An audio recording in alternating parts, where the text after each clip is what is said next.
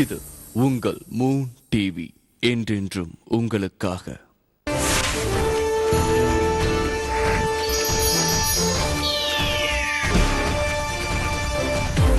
Moon செய்திகள் இணைந்து வழங்குவோர் homeo care. Homeo care international சர்வதேச ஹோமியோ சிகிச்சை இப்போது தமிழகத்தில்.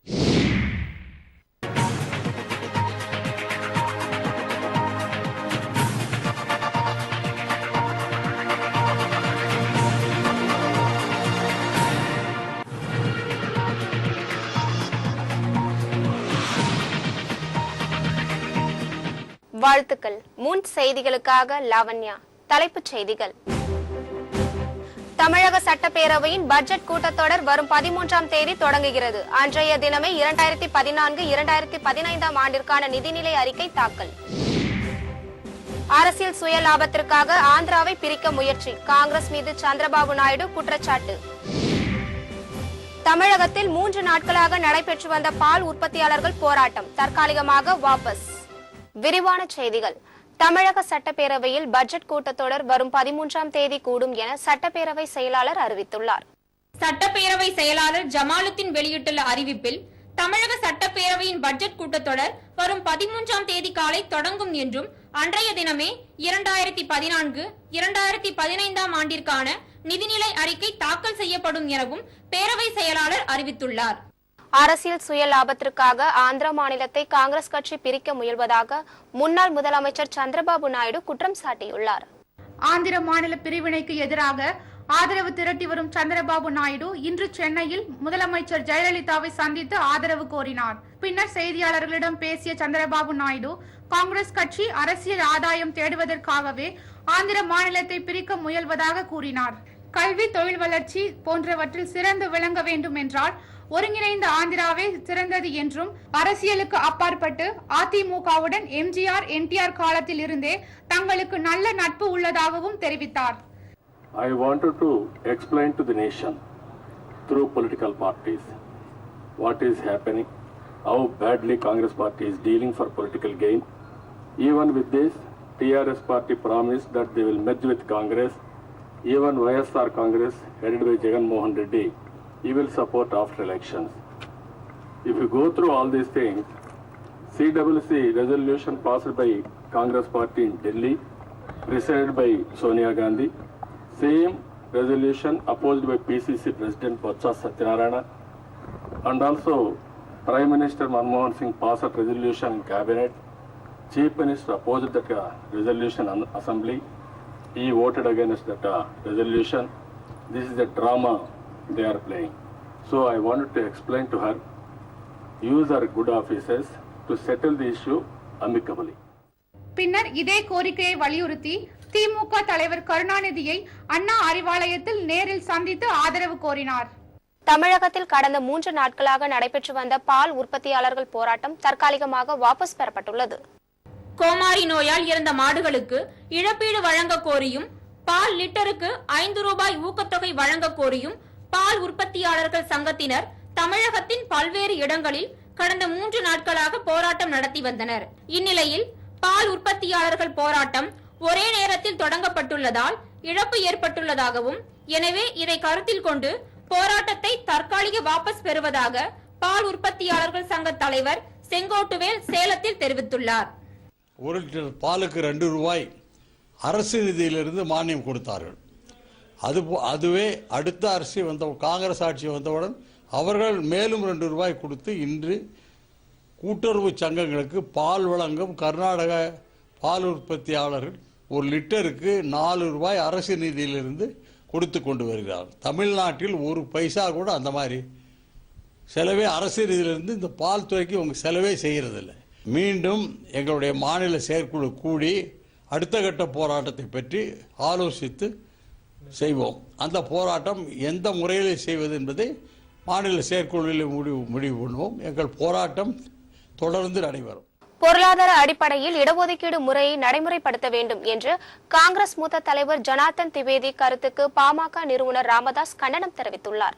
ஜனார்த்தன் திவேதியின் கருத்து தொடர்பாக பாமக நிறுவனர் ராமதாஸ் வெளியிட்டுள்ள அறிக்கையில், சமூக மரியாதையை தீர்மானிக்கும் சக்தியாக சாதிகள் திகழ்ந்து வருவதால் சாதி அடிப்படையில் இடஒதுக்கீடு வழங்குவதுதான் சரியாக இருக்கும் என்று குறிப்பிட்டுள்ளார். மேலும் இதர பிற்படுத்தப்பட்ட பிரிவினரால் கிரிமி லேயர் முறையை நீக்கிவிட்டு அனைத்து தரப்பினருக்கும் இடஒதுக்கீடு வழங்க வேண்டும் என வலியுறுத்தப்பட்டு வரும் நிலை தற்போது இருப்பதால் பொருளாதார அடிப்படையில் இடஒதுக்கீடு வழங்க வேண்டும் என்பது ஆபத்தான யோசனை என்று அவர் தெரிவித்துள்ளார். எனவே சமூக நீதி அமைப்பை கொச்சப்படுத்தும் வகையில் திவேதி கூறியுள்ள கருத்துக்கள் மிகவும் கண்டிக்கத்தக்கவை என்றும் அறிக்கையில் ராமதாஸ் குறிப்பிட்டுள்ளார். டிஎன்பிஎஸ்சி மூலம் நடத்தப்படும் குரூப் 2A தேர்வு வரும் மே மாதம் 18ஆம் தேதி நடைபெறும் என்று தமிழ்நாடு தேர்வாணையம் அறிவித்துள்ளது. தமிழ்நாடு அரசு துறையில் உள்ள 2269 காலி பணியிடங்களை நிரப்புவதற்காக இந்த தேர்வு நடத்தப்படுகிறது. குரூப் 2A தேர்வுக்கு டிஎன்பிஎஸ்சி இணையதளத்தில் ஆன்லைனில் விண்ணப்பிக்கலாம். விண்ணப்ப கட்டணத்தை அஞ்சல் அல்லது வங்கி மூலம் செலுத்தலாம் என்று அறிவிக்கப்பட்டுள்ளது. பூர்த்தி செய்யப்பட்ட விண்ணப்பங்களை அடுத்த மாதம் 5ஆம் தேதிக்குள் அனுப்பி வைக்க வேண்டும் என்று தெரிவிக்கப்பட்டுள்ளது. நேர்காணல் இல்லாமல் எழுத்து தேர்வு மூலம் தேர்வாளர்கள் தேர்வு செய்யப்பட உள்ள இந்த தேர்வினை எழுத பட்டப்படிப்பு தகுதியாக நிர்ணயம் செய்யப்பட உள்ளது. ஐநா சபையில் இலங்கை அரசுக்கு எதிராக அமெரிக்கா கொண்டு வரும் தீர்மானங்களை இந்தியா ஆதரிக்க வேண்டும் என வைகோ வலியுறுத்தியுள்ளார். புதுக்கோட்டையில் இன்று செய்தியாளர்களிடம் பேசிய வைகோ, இலங்கை அதிபர் ராஜபக்சேவை போர்க்குற்றவாளியாக அறிவித்து சர்வதேச நீதிமன்றத்தில் நிறுத்துவதற்கு உலக தமிழர்கள் ஆதரவாக செயல்பட வேண்டும் எனவும், ஐநா சபையில் இலங்கை அரசுக்கு எதிராக அமெரிக்கா கொண்டு வரும் தீர்மானத்தை இந்தியா ஆதரிக்க வேண்டும் என மதிமுக பொதுச் செயலாளர் வைகோ தெரிவித்துள்ளார்.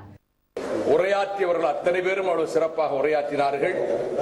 வருகிற பிப்ரவரி 26ஆம் தேதி உலகம் புறாவிலும் தமிழர்கள் கொடியவன் ராஜபக்சேவை சர்வதேச நீதிமன்ற கூண்டில் தமிழின படுகொலை குற்றவாளியாக நிறுத்த வேண்டும். முதலமைச்சர் ஜெயலலிதாவின் ஆணையை அடுத்து கிருஷ்ணகிரி மாவட்டம் கெலவரப்பள்ளி நீர்த்தேக்கத்தில் இருந்து பாசனத்திற்காக தண்ணீர் திறந்துவிடப்பட்டுள்ளது.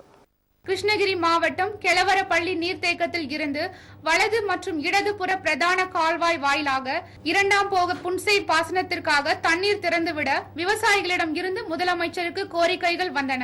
இந்நிலையில் விவசாயிகளின் கோரிக்கையை ஏற்று இன்று முதல் 100 நாட்களுக்கு பாசனத்திற்காக தண்ணீர் திறந்துவிட முதலமைச்சர் ஜெயலலிதா உத்தரவிட்டார். இதையடுத்து இன்று முதல் கெலவரப்பள்ளி நீர்த்தேக்கத்தில் இருந்து நீர் திறந்துவிடப்பட்டுள்ளது. இதன் மூலம் 8000 விவசாய நிலங்கள் பாசன வசதி பெறுவதால் விவசாயிகள் மகிழ்ச்சி அடைந்துள்ளனர். குடும்ப அட்டைகளில் மாற்றங்கள் செய்தல் மற்றும் பொது விநியோக திட்டத்தில் காணப்படும் குறைபாடுகள் குறித்து குறைதீர் கூட்ட முகாம் நடத்தப்படும் என்று தமிழக அரசு தெரிவித்துள்ளது. குடும்ப அட்டைதாரர்களுக்கு உணவுப் பொருள் வழங்குவதில் உள்ள குறைகளை சரி செய்யும் வகையில் குறை தீர்வு கூட்ட முகாம்கள் தமிழகம் முழுவதும் வட்டங்கள் தோறும் நடத்தப்படும் என்று அரசு அறிவித்துள்ளது.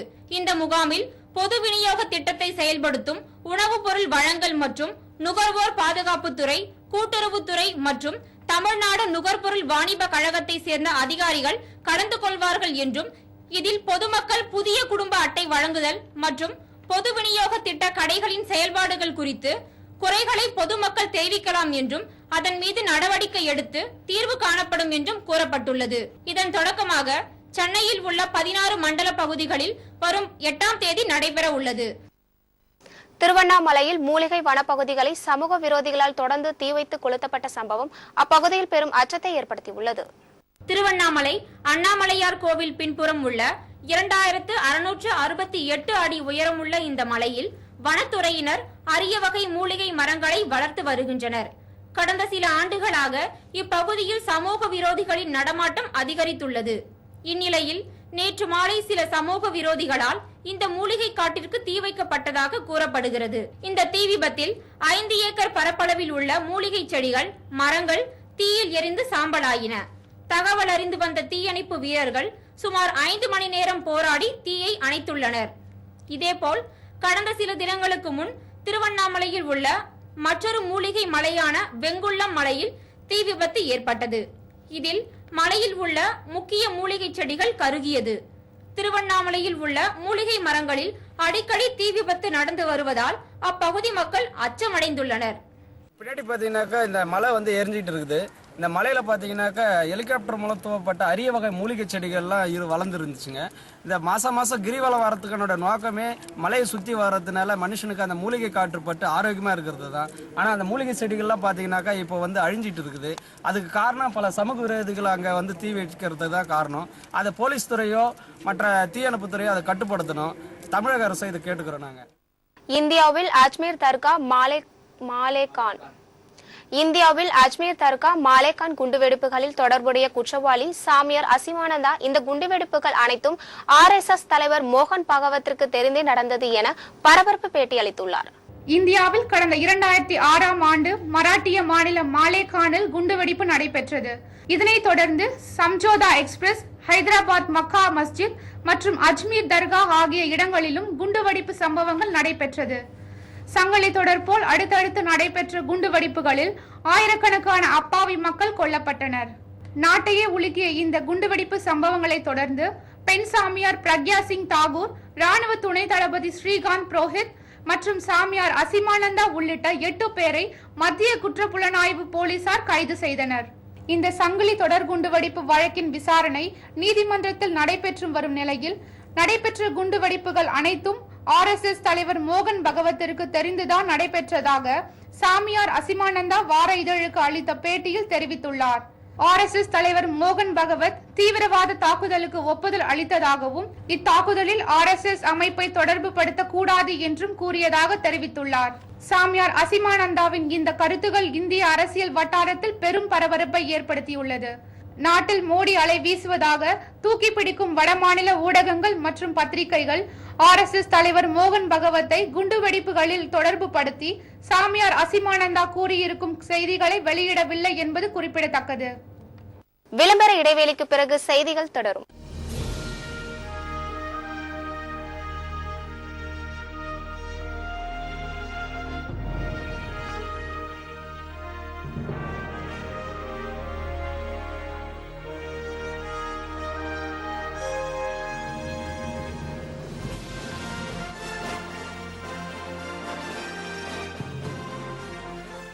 Satisfaction beyond the expectation. Istanbul, Dubai, Riyadh, Kuwait and Bangkok.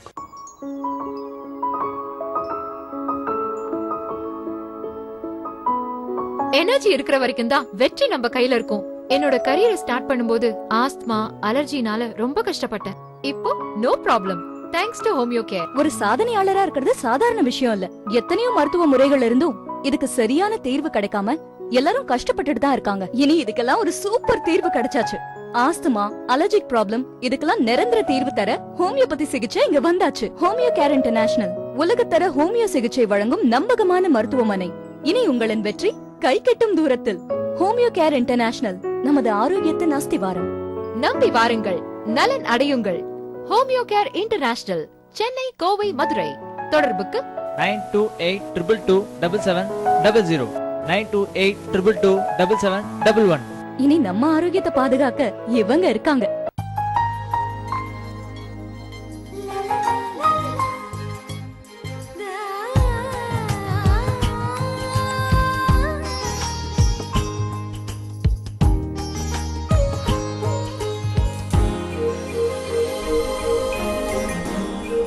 Al Hasina.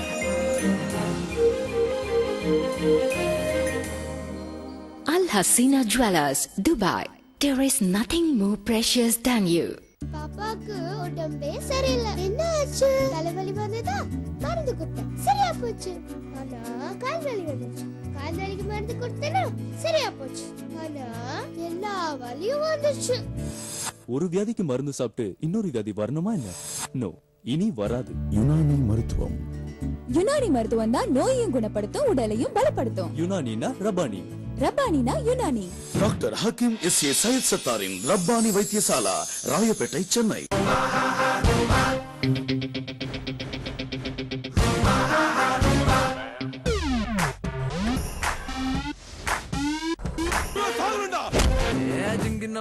ஜிங்கின மண்ணி சிரிச்சு புட்டா நெஞ்சில ஆண்டி. சிவனும் சக்தியும் சேர்ந்த மாசுடா. சில்லா சில்லா சில்லா உன் ரத்தம் எங்கும் சத்தம். சில்லா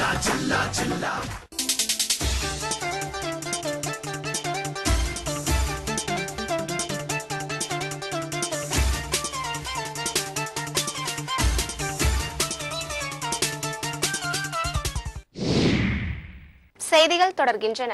திருவள்ளூர் அருகே அளவுக்கு அதிகமாக ஆட்களை ஏற்றி வந்த சரக்கு வாகனம் விபத்துக்குள்ளானதில் அதில் பயணம் செய்த 15 பேர் படுகாயமடைந்தனர். திருவள்ளூரை அடுத்த கீழானூர் பகுதியை சேர்ந்த 15 தொழிலாளர்கள் அருகில் உள்ள ஊரில் வேலைக்கு செல்ல சரக்கு வாகனத்தில் சென்று கொண்டிருந்தனர். அதில் அளவுக்கு அதிகமான ஆட்களை ஏற்றி சென்றதால் பாரம் தாங்காமல் வாகனம் உடைந்து விபத்துக்குள்ளானது. இதில் பெண்கள் உட்பட 15 பேர் படுகாயமடைந்தனர். பின்னர் விபத்து குறித்து தகவல் அறிந்து வந்த காவல்துறையினர் காயமடைந்தவர்களை திருவள்ளூர் அரசு மருத்துவமனைக்கு சிகிச்சைக்காக அனுப்பி வைத்தனர். மேலும் இது குறித்து போலீசார் வழக்கு பதிவு செய்து விசாரணை மேற்கொண்டு வருகின்றனர். ஈரோடு மாவட்டம் பவானியில் வீட்டிற்குள் மர்மமான முறையில் பெண் ஒருவர் இறந்து கிடந்த சம்பவம் அப்பகுதியில் பெரும் பரபரப்பை ஏற்படுத்தியுள்ளது.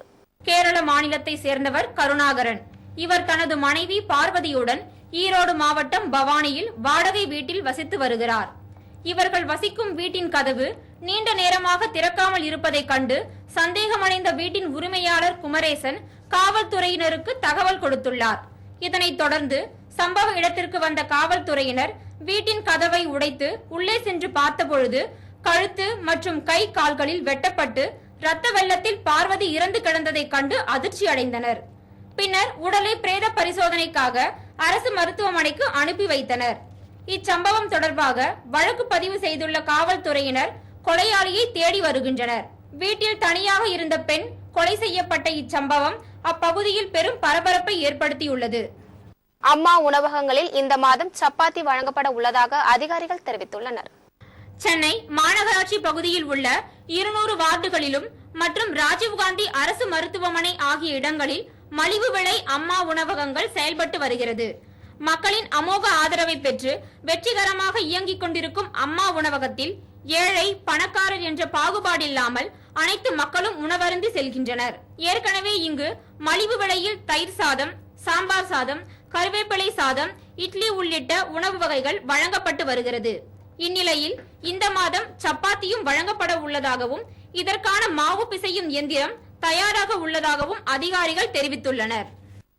புதுக்கோட்டை அருகே தனியார் தோட்ட வேலையில் கொத்தடிமைகளாய் பணியாற்றியவர்களை மத்திய அரசின் சைல்டு லைன் அமைப்பாளர் மீட்டு மாவட்ட நிர்வாகத்திடம் ஒப்படைத்தார். புதுக்கோட்டை மாவட்டம் கந்தர்வகோட்டை அருகே உள்ள நம்பிராயன்பட்டியில் தனியார் தோட்டத்தில் கரும்பு வெட்டும் பணிக்கு வேலூர் மாவட்டத்தை சேர்ந்த 32 தொழிலாளர்கள் வேலை செய்து வந்தனர். இவர்களை கடந்த 7 ஆண்டுகளுக்கு முன் தோட்டத்தின் உரிமையாளர் குறைந்த ஊதியத்தில் பணியில் அமர்த்தியுள்ளதாக கூறப்படுகிறது.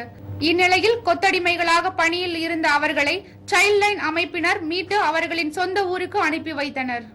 அம்பத்தூர் நகராட்சியில் ஒப்பந்த தொழிலாளர்களாக பணியாற்றிய துப்புரவு தொழிலாளர்களுக்கு வழங்க வேண்டிய ஊக்கத்தொகையை வழங்க கோரி தொழிலாளர்கள் சாலை மறியலில் ஈடுபட்டனர்.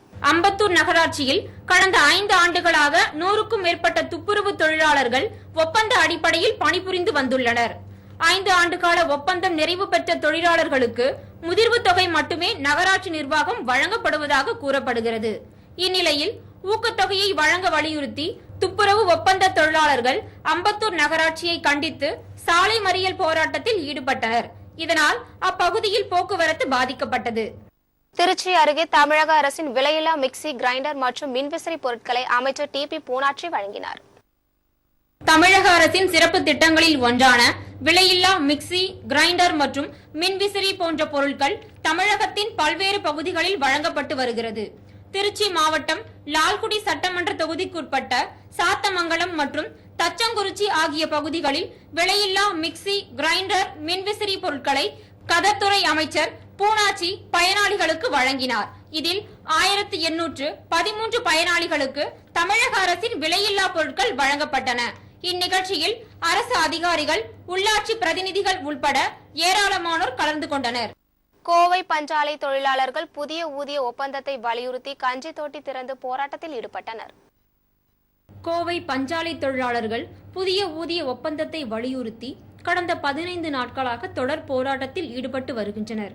இந்நிலையில் 17வது நாளான இன்று கோவை மரக்கடை பகுதியில் உள்ள பஞ்சாலை தொழிலாளர்கள் புதிய ஊதிய ஒப்பந்தத்தை அமல்படுத்த கோரி கஞ்சி தொட்டி திறந்து போராட்டத்தில் ஈடுபட்டனர். அப்போது ஏராளமான பஞ்சாலை ஊழியர்கள் கலந்து கொண்டு பஞ்சாலை நிர்வாகத்திற்கு எதிராக கோஷங்களை எழுப்பினர். இதனால் அப்பகுதியில் பரபரப்பு நிலவியது. ஊதிய உயர்வுக்காக தொடர்ந்து நாங்கள் 17வது நாளாக இன்றைக்கு வேலை நிறுத்தம் செய்து கொண்டிருக்கிறோம். ஊதிய ஒப்பந்தம் முடிந்த ஒரு வருடமாகியும் இந்த என்டிசி நிர்வாகம் தன்னிச்சையான போக்கும் எத்தேச்சியார ஒரு வழிகாட்டுதலின்படி அரசு ஒத்துக்கொண்ட விஷயத்தையும் கூட இங்க இருக்கக்கூடிய என்டிசி உயர் அதிகாரிகள் வேண்டும் என்று பழிவாங்கும் நோக்கோடு சம்பள உயரை கொடுக்க மறுக்கிறார்கள்.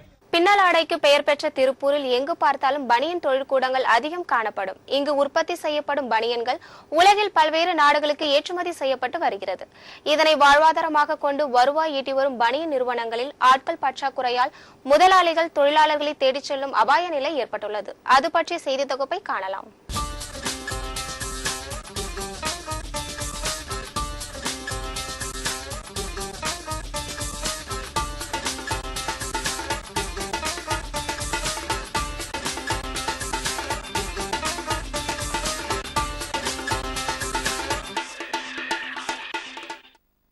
தமிழகத்தில் பனியன் தொழிலில் திருப்பூர் மாவட்டம் சிறந்து விளங்கி வருகிறது. இங்கு ஆண்டுக்கு சுமார் 12,000 கோடி ரூபாய் மதிப்பிலான ஏற்றுமதி வர்த்தகமும் 5,000 கோடி ரூபாய் மதிப்பிலான உள்நாட்டு வர்த்தகமும் பின்னலாடை மூலம் நடைபெற்று வருகிறது. திருப்பூரில் 900க்கும் மேற்பட்ட ஏற்றுமதி நிறுவனங்களும் 400க்கும் மேற்பட்ட சாயப்பட்டறைகளும் இயங்கி வருகிறது. இதில் உள்ளூர் மற்றும் வெளி மாவட்ட மாநிலங்களை சேர்ந்த 3 லட்சத்திற்கும் மேற்பட்ட தொழிலாளர்கள் பணிபுரிந்து வருகின்றனர். உலக அரங்கில் பின்னலாடை மற்றும் பனியன் தொழிலில் ஒரு முக்கிய இடம் பெற்ற திருப்பூரை டாலர் சிட்டி என்று அழைப்பர். திருப்பூர் மாவட்டம் கடந்த சில ஆண்டுகளாகவே பல்வேறு பிரச்சனைகளை சந்தித்து வருகிறது. குறிப்பாக நூல் விலை உயர்வு, டீசல் விலை உயர்வு, மின் தடை என பல்வேறு தடைகள் காரணமாக பல சிக்கலை சந்தித்து வருகிறது. இந்நிலையில் பனியன் நிறுவன முதலாளிகள் புதிய பிரச்சனையாக தொழிலாளர்கள் பற்றாக்குறையை சந்தித்து வருகின்றனர். இதனால் குறித்த நேரத்தில் பனியன் உற்பத்தி செய்து வெளிநாடுகளுக்கு ஏற்றுமதி செய்ய இயலாத நிலையில் முதலாளிகள் தள்ளப்பட்டுள்ளனர். வேலையாட்கள் இல்லாததால் இதை சமாளிக்க வெளி மாநிலம் மற்றும் மாவட்டங்களை சேர்ந்தவர்களை வரவழைத்து வேலையை தொடர்கின்றனர். இருப்பினும் அவ்வாறு அழைத்து வரும் வேலையாட்களுக்கு குடியிருப்பு பிரச்சனைகள் தொடர்வதால் தொழிலாளர்கள் வேலை விட்டு செல்கின்றனர். சில நிறுவனங்கள் தென் மாவட்டங்களுக்கு சென்று நேர்முக தேர்வு நடத்தி ஆட்களை அழைத்து வந்தனர். ஆனால் அடிப்படை பின்னலாடை உற்பத்தியை தெரிந்து கொள்ள 3 மாத கால பயிற்சி தேவைப்படுகிறது. எனவே ஆண்டுக்கு 4 முறை பயிற்சி முகாம்களை நடத்தி நன்கு தேர்ச்சி பெற்றவர்களை திருப்பூருக்கு அழைத்து வந்தால் பின்னலாடை உற்பத்தி அதிகரிக்க வாய்ப்புள்ளது. இன்னைக்கு திருப்பூர்ல பாத்தீங்கன்னா வேலைக்கு ஆட்கள் ரொம்ப பற்றாக்குறையா இருக்காங்க. ஒவ்வொரு வருஷமும் ஒவ்வொரு தீபாவளிக்கும் பொங்கலுக்கும் ஆளுங்க ஊருக்கு போயிட்டு திரும்பி வர்றதில்லை. அதே சமயத்தில் பார்த்தீங்கன்னா நம்ம போய் கூட்டிகிட்டு அந்த மாதிரி ஆளு இல்லைங்கிற பட்சத்தில் நம்ம போய் வெளி மாநிலத்திலேருந்து ஆளுகளை கூப்பிட்டு வரோம். கூப்பிட்டு வந்து அவங்க கொஞ்சம் அவங்க வேலையெல்லாம் கற்றுக் கொடுத்து நம்ம செஞ்சு எல்லாம் பண்ணுறோம். பார்த்தீங்கன்னா அடுத்த உடனே வந்து வேலைக்கு போயிடுறாங்க. அப்போ வந்து ஆள் பற்றாக்குறை. திருப்பூர் மாநகரில் பணியாட்கள் இல்லாத காரணத்தினால் ஆர்டர்கள் ஆங்காங்கே தேங்கி முடங்கி கிடக்கின்ற ஒரு சூழல் திருப்பூர் மாநகருக்கு உருவாகியிருக்கிறது. இதை அரசு நல்ல கவனத்தோடு எடுத்து இந்த மாநகரை சிறப்புமிக்க மாநகரமாக, தொழில் நகரமாக மீண்டும் மாற்றுவதற்கு உண்டான பணிகளை அரசு மேற்கொண்டால் மாத்திரம் இப்பிரச்சனை தீர்வு காண முடியும். இதேபோல் வெளி மாவட்டங்களில் இருந்து வரும் தொழிலாளர்களுக்கு பாதுகாப்பான தங்கும் வசதி, உணவு, போதிய ஊதியம் போன்ற அம்சங்களை வழங்க வேண்டும் என்றும், இந்த பிரச்சனையில் தனித்தனியாக செயல்படுவதை விடுத்து அனைத்து தொழில் அமைப்புகளும் இணைந்து செயல்பட வேண்டும் என்று தொழிலாளர்கள் கோரிக்கை விடுத்துள்ளனர். அதேபோல் திருப்பூரில் உள்ள தொழில் அமைப்பினர் ஒன்று சேர்ந்து தொழிலாளர்களுக்கு அடையாள அட்டை வழங்க வேண்டும் என்றும், தொழிலாளர்களுக்கு உரிய மரியாதை வழங்க வேண்டும் என்றும் தொழிலாளர்கள் தெரிவித்துள்ளனர். இப்போ திருப்பூரில் கம்பெனிலலாம் வந்து ஏன் ஆள் பற்றாக்குறைன்னு காரணம்னு கேட்டுக்கிட்டீங்கன்னா, சம்பளம் பற்றாக்குறையினால தான் யாருமே வர்றது கிடையாது. ஒவ்வொரு கம்பெனியில் பார்த்தீங்கன்னா ஃபஸ்ட்டு ஒரு மாதம் நல்லா சம்பளம் தருவாங்க, 2வது மாதம் சம்பளமே சரியாக தரதில்லை. அதனால் எல்லோரும் என்ன பண்ணிடுறாங்க, ஒரு அட்வான்ஸை வாங்கிட்டு அவங்க ஊருக்கு ஓடிடுறாங்க. இதனால தான் வந்து கம்பெனிலலாம் வந்து ஆள் பற்றாக்குறையினால தான் வந்து திருப்பூரில் வந்து பனியன் தொழில் கொஞ்சம் கொஞ்சமாக முடக்கமாகிட்டே இருக்குது. இதுக்கு முக்கியமான காரணம் என்னென்னா ஓனர்ஸ் தான். அவங்க வந்து அவங்களுக்கு சிறந்த முறையில் வந்து ரூம்கள்லாம் கொடுத்து வெளியூர்லேருந்து வர்றவங்களுக்கெல்லாம் வந்து நல்லா அனுசரித்து போனால் தான் அவங்க வந்து வேலை செய்கிறதுக்கு நல்லா இன்ட்ரெஸ்ட்டாக செய்வாங்க. நீங்கள் சும்மா வந்து வேலை ஆள் இல்லை, ஆளுக்கு வர்றதில்லைங்கிறதெல்லாம் காரணம் கிடையாது. அவங்க ஓனர்ஸ் வந்து எப்படி வச்சுருக்காங்களோ அதை பொறுத்து ஆளுகளே செய்வாங்க. திருப்பூர்லேருந்து திருப்பூர் வந்து தங்கி வேலை செஞ்சிட்ருக்கோம். இங்கே வாங்குற சம்பளம் எங்களுக்கே பத்துறதில்ல. ரூமு சாப்பாடு எல்லாமே கம்பெனிலே அரேஞ்ச் பண்ணி கொடுத்தாலும் இருந்தாலும் பத்துறதில்ல, விலைவாசி உயர்வான. திருப்பூர் பனியன் தொழிலாளர்களுக்கு குடியிருப்பு வசதிகளை தமிழக அரசு உருவாக்கி தந்தால் திருப்பூரை நோக்கி தொழிலாளர்கள் நம்பிக்கையுடன் வருவார்கள் என்பது பனியன் உற்பத்தியாளர்களின் கோரிக்கை. மூன் செய்திகளுக்காக திருப்பூரிலிருந்து ரக்ஷிதா. இந்தியாவின் பணக்காரர்கள் பட்டியலில் முதலிடம் பிடித்தார் முகேஷ் அம்பானி. இந்திய பணக்கார பட்டியலை பன்னாட்டு நிதி நிறுவனமான IMF வெளியிட்டுள்ளது. இதில் முகேஷ் அம்பானி 1,26,000 கோடி ரூபாய் சொத்து மதிப்புகளுடன் முதல் இடத்தில் உள்ளார். 96,000 கோடி சொத்து மதிப்புகள் கொண்டு லட்சுமி மிட்டல் 2வது இடத்தில் உள்ளார். இதேபோல் 83,400 கோடி சொத்து மதிப்புடன் துலீப் ஷங்கி இந்த பட்டியலில் 3ஆம் இடத்தில் உள்ளார். இந்திய கோடீஸ்வரர்களின் சொத்து மதிப்பு கடந்த 15 ஆண்டுகளில் 12 மடங்கு உயர்ந்துள்ளதாக IMF தெரிவித்துள்ளது. திருவாரூரில் நிலவும் கடும் பனிப்பொழிவால் பொதுமக்கள் மிகுந்த சிரமத்திற்குள்ளாகினர். திருவாரூர் மாவட்டத்தில் கடந்த 2 நாட்களாக கடும் பனிப்பொழிவு நிலவி வருகிறது. இதன் காரணமாக பொதுமக்கள் மிகுந்த சிரமத்திற்கு ஆளாகி உள்ளனர். இதனால் வாகன ஓட்டிகள் முகப்பு விளக்கை எரியவிட்டவாறே வாகனங்களை இயக்கினர். மேலும் பள்ளி மாணவ மாணவிகள் பெரிதும் சிரமப்பட்டனர்.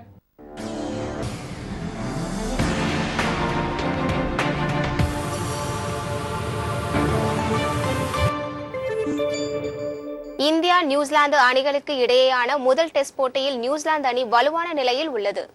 நியூசிலாந்து சென்றுள்ள இந்திய அணி 2 போட்டிகள் கொண்ட டெஸ்ட் தொடரில் பங்கேற்கிறது. முதல் டெஸ்ட் போட்டி ஆக்லாந்தில் இன்று தொடங்கியது. டாஸ் வென்ற இந்திய அணி கேப்டன் டோனி நியூசிலாந்தை முதலில் பேட் செய்ய அழைத்தார். நியூசிலாந்து அணியின் தொடக்க வீரர்கள் அடுத்தடுத்து விக்கெட்டை இழந்து 30 ரன்கள் எடுப்பதற்குள் 3 விக்கெட்டை இழந்து தடுமாறினர். பின்னர் ஜோடி சேர்ந்த வில்லியம்சன் கேப்டன் மெக்கல்லம் அணியை சரிவில் இருந்து மீட்டனர். தொடர்ந்து அதிரடியாக விளையாடிய இருவரும் சதம் அடித்ததால் நியூசிலாந்து அணி சரிவில் இருந்து மீண்டது. முதல் நாள் ஆட்ட நேர முடிவில் நியூசிலாந்து அணி 4 விக்கெட் இழப்பிற்கு 329 ரன்கள் எடுத்து வலுவான நிலையில் உள்ளது. கேப்டன் மெக்கல்லம் 143 ரன்களுடன் ஆட்டமிழக்காமல் களத்தில் உள்ளார். இனி இன்றைய தங்கம் மற்றும் வெள்ளி விலை நிலவரம். இன்று 1 கிராம் ஆபரண தங்கம் 2810 ரூபாயாகவும் 1 பவுனின் விலை 22,480 ரூபாயாகவும் விற்பனையானது. 1 கிராம் வெள்ளியின் விலை 48 ரூபாய் 30 காசுகளாகவும் 1 கிலோ வெள்ளியின் விலை 45,155 ரூபாயாகவும் விற்பனையானது. அல் அசீனா வழங்கும் துபாயில் இன்று தங்கத்தின் விலை நிலவரம். 22 கேரட் ஆபரண தங்கம் 1 கிராமிற்கு 144 திர்கங்களாக விற்பனையானது. இது இந்திய ரூபாயின் மதிப்பில் 2,448 ரூபாய் 78 காசுகளாக விற்பனையானது. 24 கேரட் ஆபரண தங்கம் 1 கிராமிற்கு 152 திர்கங்களாக விற்பனையானது. இது இந்திய ரூபாயின் மதிப்பில் 2,584 ரூபாய் 83 காசுகளாக விற்பனையானது. இனி இன்றைய வெப்பநிலை. இன்று அதிகபட்சமாக மதுரை, திருநெல்வேலி மற்றும் திருவண்ணாமலையில் 93 டிகிரி வெப்பம் பதிவாகி இருந்தது. குறைந்தபட்சமாக சென்னையில் 86 டிகிரி வெப்பம் பதிவாகி இருந்தது. திருச்சி மற்றும் தூத்துக்குடியில் 90 டிகிரியாக இருந்த வெப்பம் தஞ்சையில் 89 டிகிரியாகவும் நெய்வேலியில் 88 டிகிரியாகவும் வெப்பம் பதிவாகி இருந்தது. மீண்டும் இன்றைய தலைப்புச் செய்திகள். தமிழக சட்டப்பேரவையின் பட்ஜெட் கூட்டத்தொடர் வரும் 13ஆம் தேதி தொடங்குகிறது. அன்றைய தினமே 2014-2015 ஆண்டிற்கான நிதிநிலை அறிக்கை தாக்கல். அரசியல் சுய லாபத்திற்காக ஆந்திராவை பிரிக்க முயற்சி, காங்கிரஸ் மீது சந்திரபாபு நாயுடு குற்றச்சாட்டு. தமிழகத்தில் 3 நாட்களாக நடைபெற்று வந்த பால் உற்பத்தியாளர்கள் போராட்டம் தற்காலிகமாக வாபஸ். இத்துடன் செய்திகள் நிறைவடைகின்றன. மூன் தொலைக்காட்சியின் 8:30 மணி செய்திகளை காண தவறாதீர்கள். வாழ்த்துக்கள்.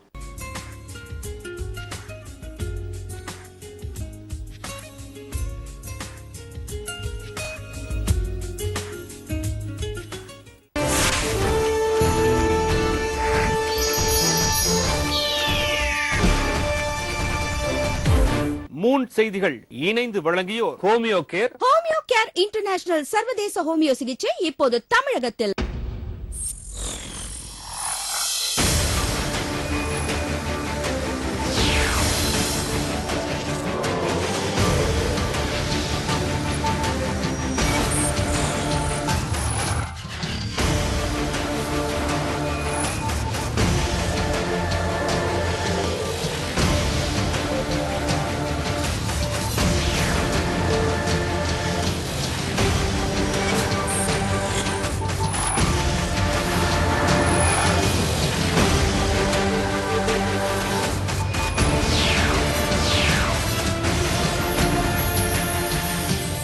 இது உங்கள் மூன் டிவி, என்றென்றும் உங்களுக்காக.